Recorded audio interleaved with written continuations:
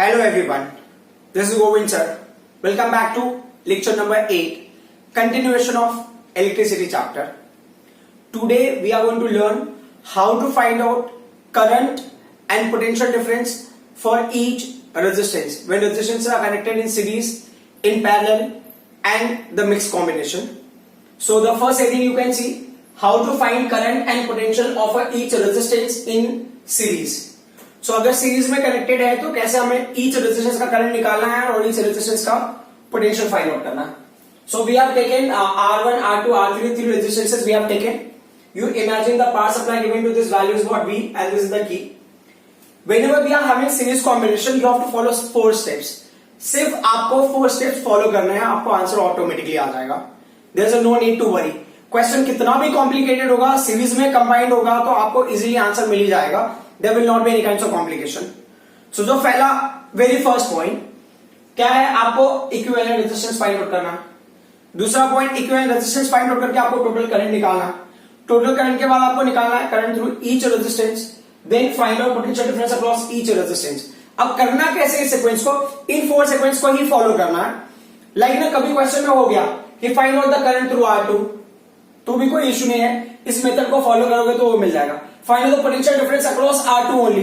That also you can get. Just you need to follow these factors. सबसे पहला point क्या है, find out equivalent resistance. अगर series में कनेक्टेड है तो अगर उन्होंने जैसे यहाँ पे क्वेश्चन में बोला है कि इक्विवेलेंट रेजिस्टेंस फाइंड आउट करना, बोला है तो ठीक है. नहीं बोला होता, मान लो अगर बी क्वेश्चन और सी क्वेश्चन अगर पूछा होता तो भी मैं इक्विवेलेंट रेजिस्टेंस फाइंड आउट करता.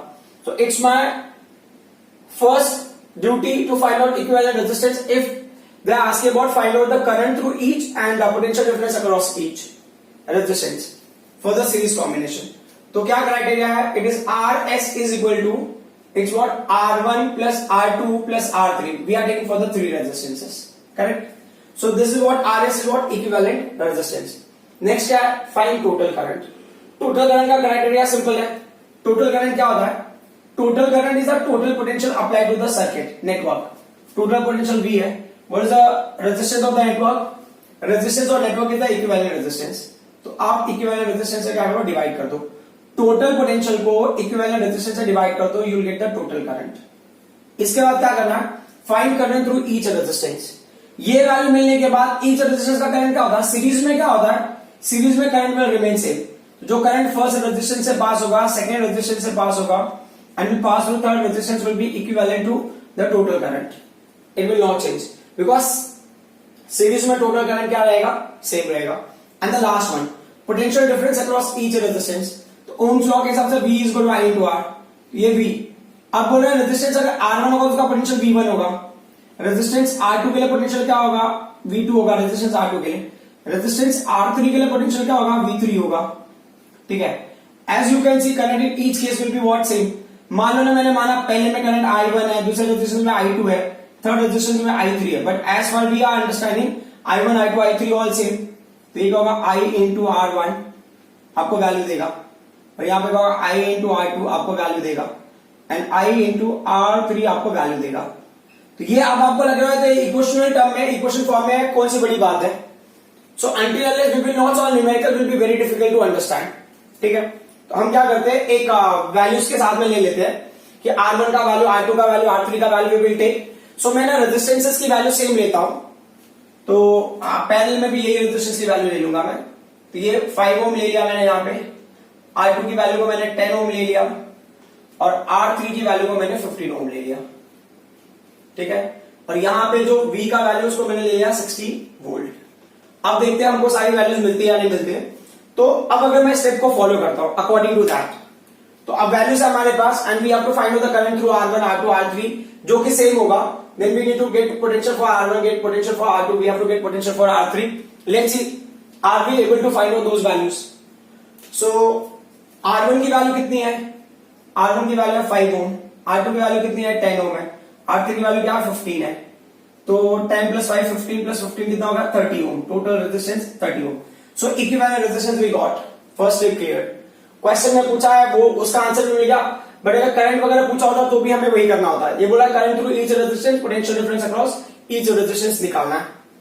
सो अब टोटल करंट निकाल के देखते हैं. टोटल करंट का क्या क्राइटेरिया है, टोटल पोटेंशियल.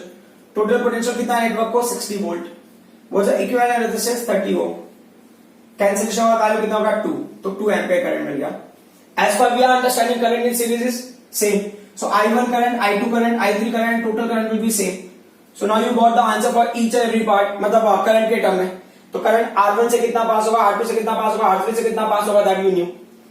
अब क्या करना है, पोटेंशियल निकालना। तो V1 is what, I1 R1, I1 is basically I।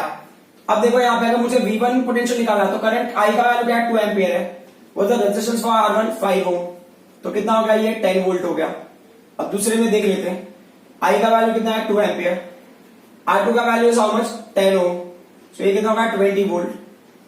I का value is how much 2 ampere and R3 का वैल्यू इज हाउ मच 15 ओम, तो टोटल कितना होगा 30 वोल्ट। अगर मुझे वेरीफाई करना कि आंसर करेक्ट है या नहीं है, तो what to do, just you add all three, so 10 plus 20 plus 30 कितना हो जाएगा 60 volt and that should be equal to the power supply given to this. So this is the pattern to solve numerical when resistances are connected in series. Very simple, मैंने यहाँ पे 3 resistances लिए हैं, there is a possibility you may have a 2 only, so सिर्फ 2 होगा तो और भी इजी होगा, बट 3 है तो भी इजी ही है, it's not that complicated. Suppose that they are asking about the potential across only 2, सिर्फ 2 का पोटेंशियल पूछा है, से R2 रेजिस्टेंस का, तो these values we will not find out, we will find out only this। और if you are getting confused, then find out all and finally you write V2 का value, that will not make any difference। Now we will learn the format to solve numericals which are in parallel। So parallel के लिए क्या होगा, how to find current and potential of each resistance in parallel। So again we have to follow the 4 steps। parallel में actually इतना complication नहीं होता, parallel में 4 steps आप नहीं भी फॉलो करते तो भी आपको करंट थ्रू ईच रेजिस्टेंस या potential difference across each resistance मिल ही जाता है। ये फर्स्ट क्वेश्चन अगर पूछा है तो ठीक है, अगर फर्स्ट स्टेप में सॉल्व करना एक्सेप्शनल है हमारे लिए, मतलब आप सॉल्व करना है ठीक है, नहीं करना है no issue. Without solving first step also by following second and third step you can get the answer for each and every quantity except equivalent resistance. But हम देख लेते हैं कि अगर इक्विवेलेंट रेजिस्टेंस फाइंड आउट करने के लिए पूछा है तो क्या करना है। तो equivalent resistance, current through each resistance, potential difference across each resistance. तो अगर इक्विवेलेंट रेजिस्टेंस पूछा है तो one thing is very simple, 1/Rp is equal to we get it as what 1/R1 plus 1/R2 plus 1/R3। ठीक है, ये हो गया आपका फर्स्ट पॉइंट। मान लो इसके थ्रू आपको आरपी की वैल्यू मिल गई। जो दूसरा पॉइंट है, यहां से हमारा एक्चुअल स्टार्ट होता है। इक्विवेलेंट रेजिस्टेंस पूछा है तो ये अप्लाई करो, otherwise there is no need. Question of find potential difference across each resistance. Parallel में क्या सेम होता है, पैरेलल में पोटेंशियल सेम होता है।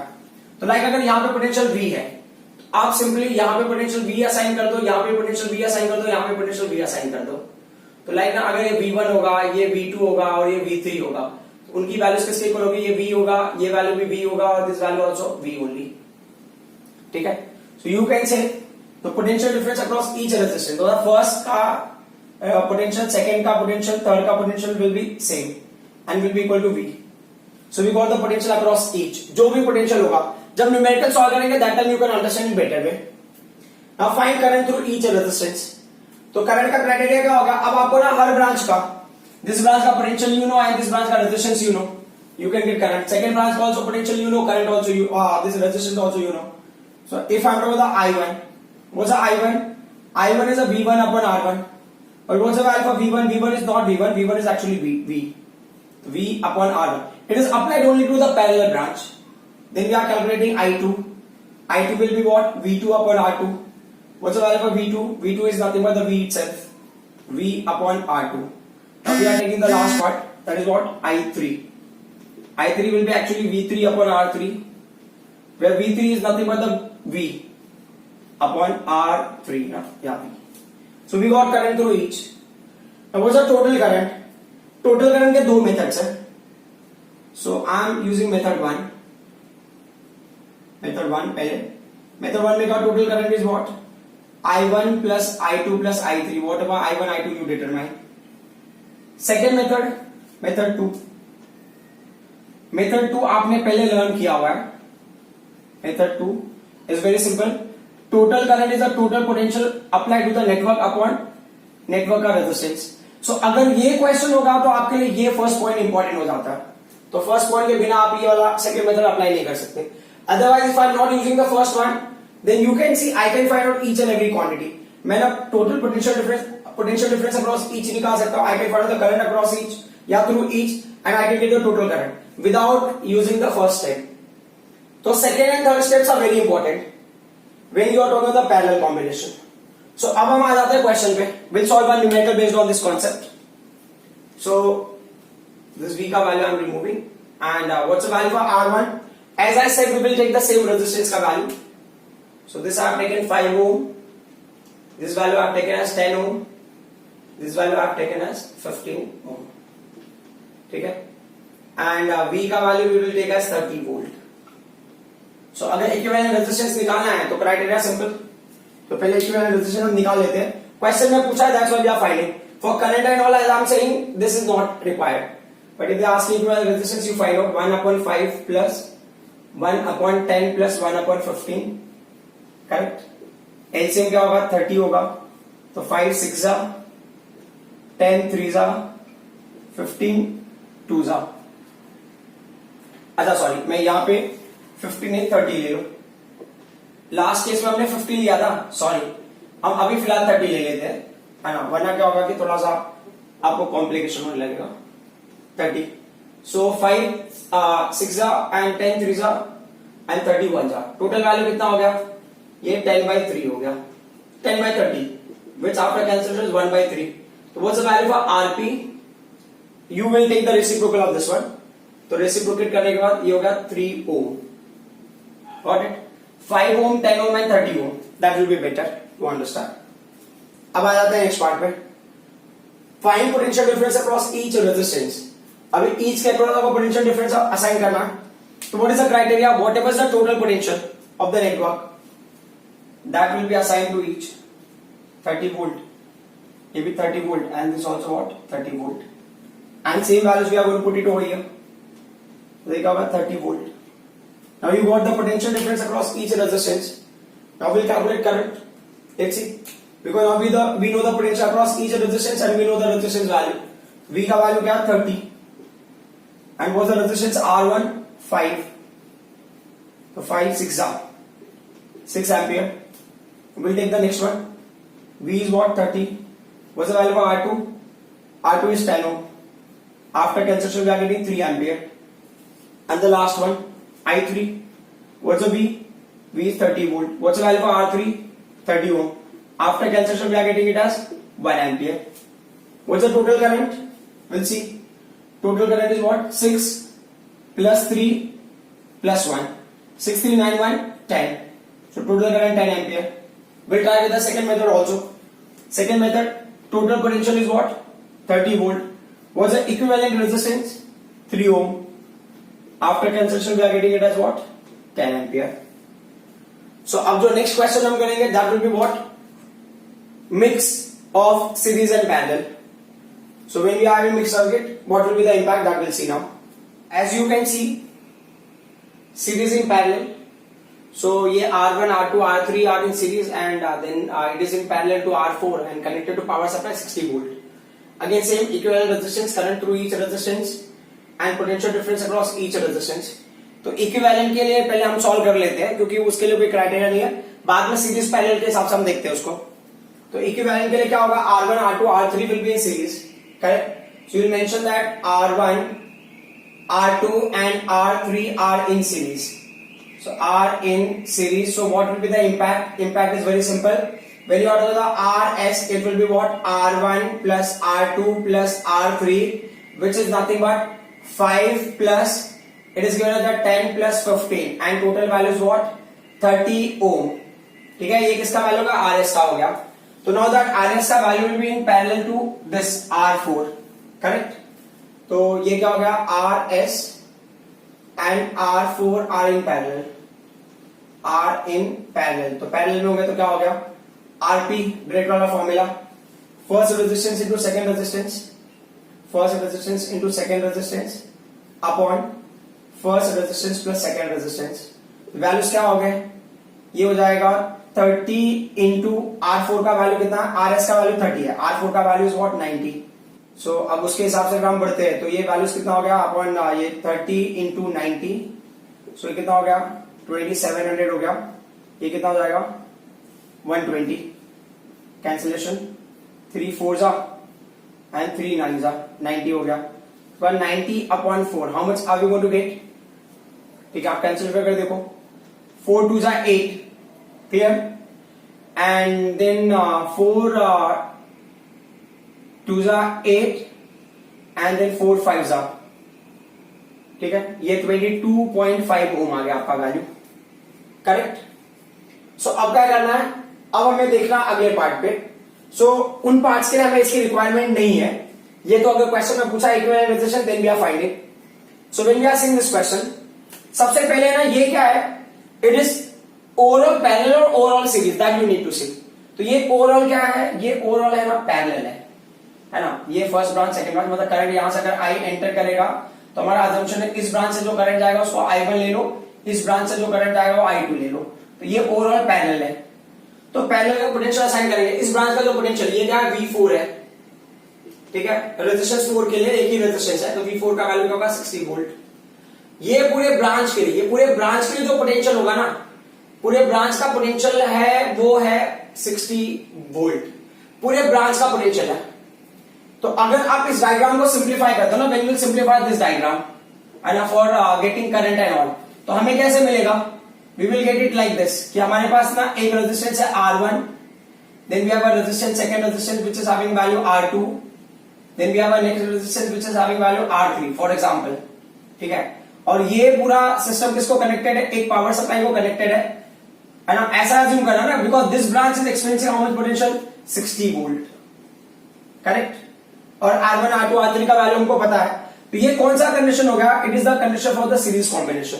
और सेकंड पार्ट के लिए क्या क्राइटेरिया है, सेकंड पार्ट में एक ही रेजिस्टेंस है जिसकी वैल्यू क्या है R4 है, और वो कौन से पावर सप्लाई को कनेक्टेड है 60 वोल्ट को, तो ये हो गया 60 वोल्ट, और वही पावर सप्लाई यहां पे हमें अरेंज होकर मिल रहा है। So it's not that complicated, just आपको समझना है। सो पैरेलल होगा तो this complete branch will have a 60 volt potential, तो इसका होगा, and 90 ohm resistance. What about this one, in this case the total resistance will experience 60 volt potential। so अब हम क्या करते हैं कि नॉर्मल रूल को फॉलो करते हैं, यहां पे आप सीरीज वाले को फॉलो करेंगे इस डायग्राम के लिए। अगर आपको लेना है तो यहां पे ले लो आप diagram A, and for this one you can take diagram B। So अगर आपको लिखना है तो you can write over here for diagram A, for diagram A what do we need to do, diagram A के लिए diagram A अगर आप करें तो R1 R2 R3 are connected in series. तो पहला हमारा टास्क क्या था, सीरीज में जो 4 स्टेप्स है उसको फॉलो करते हैं। पहले हमें इक्विवेलेंट रेजिस्टेंस निकालना है RS, जो हमने ऑलरेडी निकाला हुआ है, कितना है 30 ओम, ठीक है। जो दूसरा टास्क था टोटल करंट, टोटल करंट क्या, total potential apply to that branch, कितना टोटल पोटेंशियल, V का वैल्यू V/RS, V का वैल्यू कितना 60 वोल्ट है, और फिर R का वैल्यू कितना है 30 ओम है। कैंसिलेशन वाला how much current we are getting 2 ampere, ठीक है, 2 एम्पियर करंट मिल गया। अब क्या हो गया, यही हमने क्वेश्चन सॉल्व किया था पहले वाले में, तो इतना टेंशन की जरूरत नहीं। अब क्या होगा, करंट थ्रू ईच, जो करंट I1 होगा, I2 होगा, I3 होगा, and total current that will be same, that will be 2 ampere. अब क्या करना, पोटेंशियल निकालना अक्रॉस ईच, तो पोटेंशियल अक्रॉस ईच तो V1 is the potential across resistance R1, V2 is the potential across resistance R2, and V3 is the potential across resistance R3। So what is the current, current in each case will be same because series combination, ठीक है। What's the value for I का value 2 ampere, what's the value for R1 का value 5 ओम, तो कितना 10 volt, then 2 ampere, second resistance 10 ohm, तो कितना हो जाएगा ये 20 वोल्ट, थर्ड रेजिस्टेंस ये हो गया आपका 2 एम्पियर करंट है 15 ohm, so total this potential will be what 30 volt. So अब टोटल पोटेंशियल होता है R3 का potential 30 volt, total potential 10 plus 20 plus 30 that is 60, means हमने जो अभी तक कैलकुलेट किया वो करेक्ट है। तो हमें V1 के बारे में सब पता था, V1 का पोटेंशियल पता चल गया, V1 का करंट, V2 का पोटेंशियल एंड करंट, V3 का potential current also we got. अब लास्ट में बाकी हो गया R4, तो अब उसको कैलकुलेट करना तो आप सेपरेटली कर सकते हो फॉर R4 के लिए हमें R4 का वैल्यू पता है, R4 का वैल्यू क्या है 90 ओम है। फिर V4 का वैल्यू भी पता है हमें, V4 का वैल्यू कितना है, V4 का वैल्यू 60 वोल्ट है। तो अब आप I4 की वैल्यू निकालो, I4 का वैल्यू क्या होगा V4/R4, V4 का वैल्यू कितना होगा 60 अपन का होगा ये 90 हो जाएगा, ठीक है। तो कितना हो गया कैंसिलेशन, ये हो गया 32 जा एंड 33 जा। तो अब वो हिसाब से देखोगे तो I4 का वैल्यू होगा 0.66 एम्पियर करंट। अब अगर मान लो मुझे वेरीफाई करना है कि ये आंसर करेक्ट है या नहीं है, तो अभी देखो ये ब्रांच में कितना करंट गया, इस ब्रांच में गया करंट 2 एम्पियर का, इस ब्रांच में करंट कितना गया 0.66 एम्पियर का। तो अगर टोटल करंट को 2.66 मिल जाता है मतलब ये आंसर क्या है, करेक्ट है। देख लेते एक बार कि कैसे निकालोगे, मैं यहां निकाल देता हूं। जो ओवरऑल नेटवर्क का रेजिस्टेंस कितना है, ओवरऑल नेटवर्क का रेजिस्टेंस है आपको यहां मिला ना 22.5, तो उसको 22.5 की बजाय मैंने 90/4 ले लेता हूं, 90 और ये 4 ऐसे ऊपर चला जाएगा। और टोटल पोटेंशियल कितना है 60 है, ठीक है। ये कैंसिल हुआ, वैल्यू कितना होगा 2/3 ना, वही कहां पे गया ये वैल्यू है ना 2/3, तो क्या होगा 6 2 8 हो गया डिवाइडेड बाय 3, तो 3 2 6 करेक्ट, देन 6 बाय 2 हो गया ना, तो 3 6 18 3 6 18, तो 2.666 ही आपको करंट मिलेगा। So it's not that complicated, आपको ना बस प्रैक्टिस की रिक्वायरमेंट है, more you will practice more you will understand.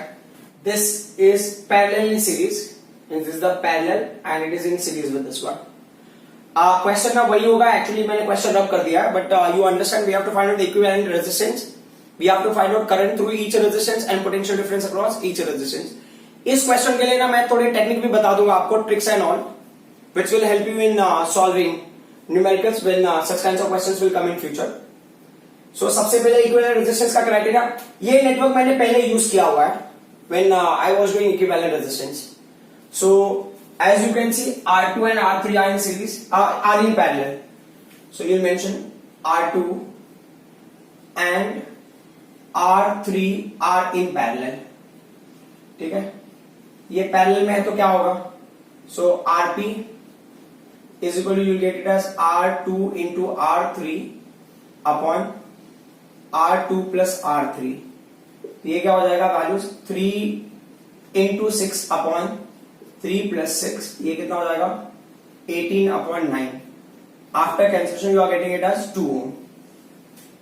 So diagram कैसे बनेगा, डायग्राम पे भी फोकस कर लेते हैं हम लोग, क्योंकि ये डायग्राम का बहुत इंपॉर्टेंस है न्यूमेरिकल सॉल्विंग के लिए। अभी ये R1 होगा, यहां पे आपने दे दिया है RP, ठीक है, and what is the value for the power supply to given to this, it is still 30 volt only.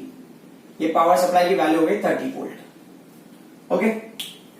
अब क्या होता है, अब R1 and RP are connected in series, तो अब इसके बाद वाला जो है ना, आप पहले तो इक्विवेलेंट रेजिस्टेंस निकालो, फिर उसके बाद हम बात करते हैं। तो RS का वैल्यू क्या हो गया, मैं डायरेक्टली लिख दे रहा हूं, R1 and RP are connected in series. R1 का वैल्यू हाउ मच, R1 का वैल्यू 8 ohm एंड RP का value we have taken 2 ohm, सो टोटल हो गया 10 ohm।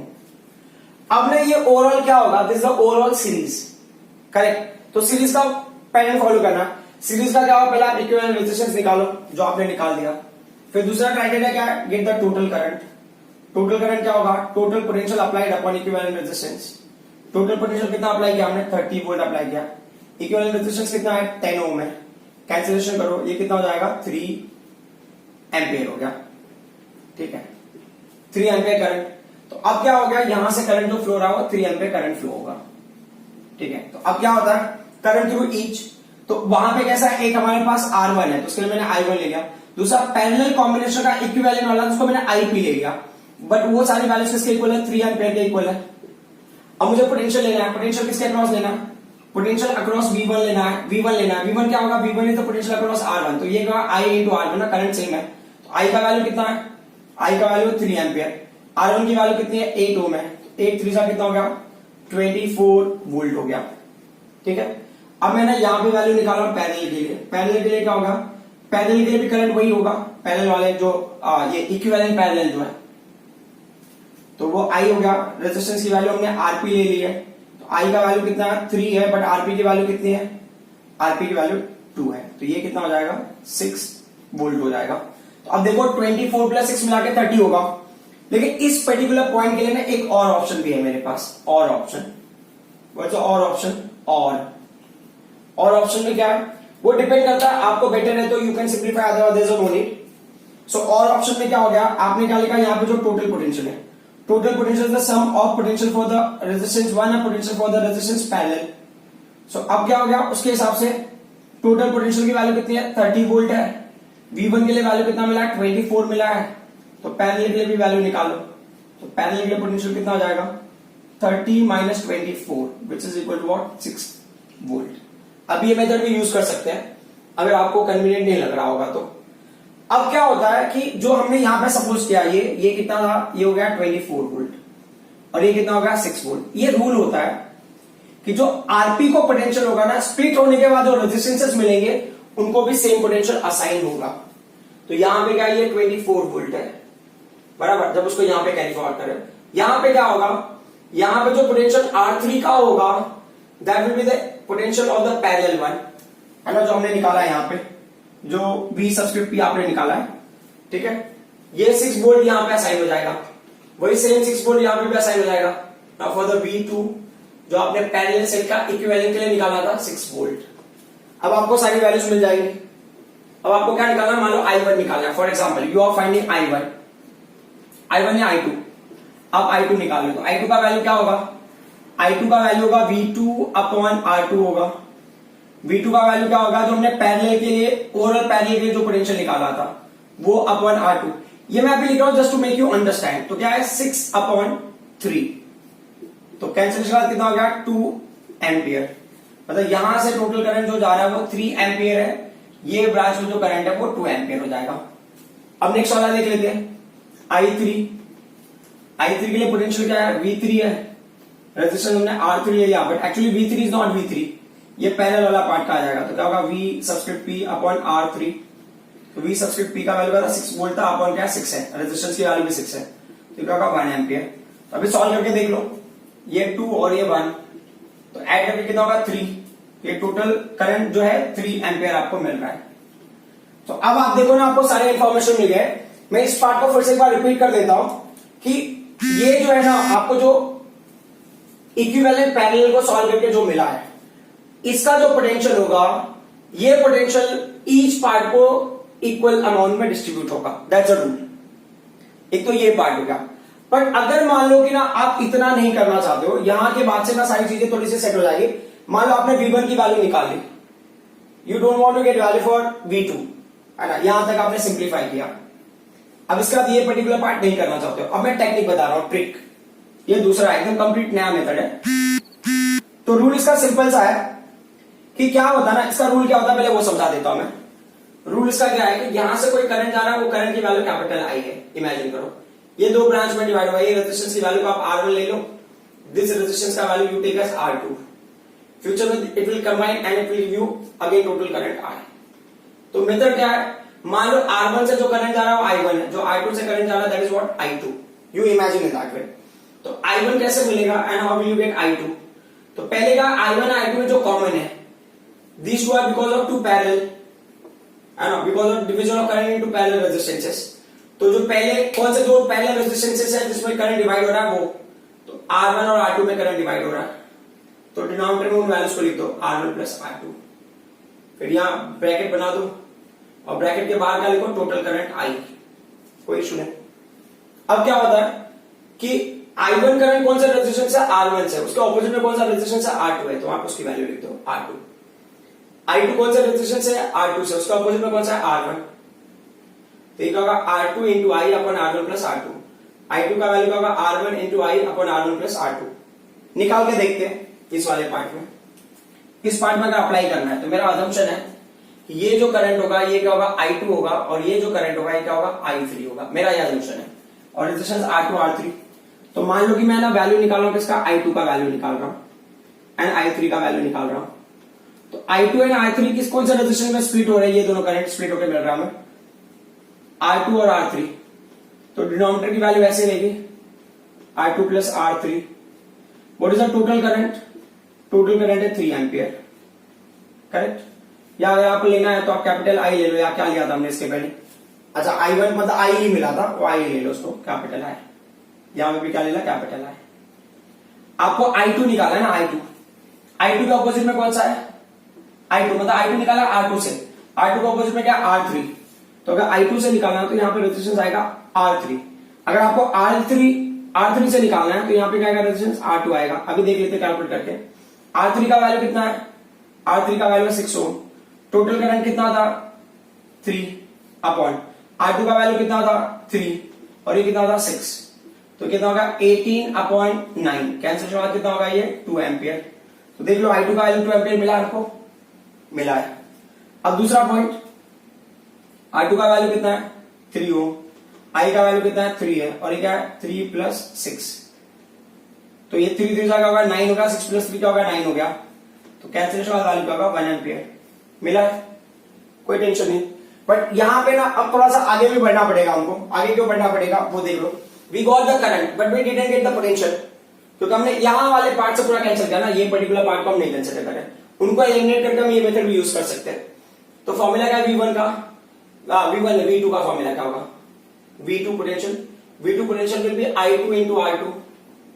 I2 का वैल्यू कितना है, I2 का वैल्यू हमको मिला यहाँ पे 2 एम्पियर ना, I2 का वैल्यू 2 एम्पियर मिला है, R2 का वैल्यू कितना है 3 ओम है, तो कितना हो गया 6 वोल्ट जो हमने निकाला है ऑलरेडी, है ना। और अभी V3 का देख लो, ये क्या है I3 इंटू R3। I3 का वैल्यू क्या है, I3 का वैल्यू 1 एम्पियर, रेजिस्टेंस की वैल्यू कितनी है 6 ओम, तो ये कितना होगा 6 वोल्ट हो जाएगा। तो बेसिकली आप क्या करो, यहां पे Vp मतलब पैरेलल वाले ये ब्रांच के लिए पोटेंशियल निकालने के लिए either you use this method directly V is equal to I into R, और you can use this method, या यहां तक आप करंट और पोटेंशियल इस मेथड से निकालो या नहीं तो दूसरे मेथड से निकालो, चॉइस आपकी अपनी है, which method you are finding comfortable you can go ahead with that one. I hope whatever I explained you people understood. These question needs lots of practice, जितना ज्यादा प्रैक्टिस करोगे आपको उतना ज्यादा समझ में आएगा। Thank you very much.